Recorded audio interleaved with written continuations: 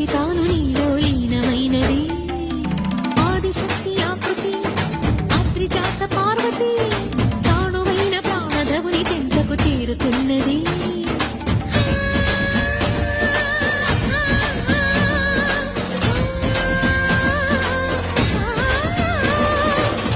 భువికి తరలించేలా ధరణి దివిని తలపించేలా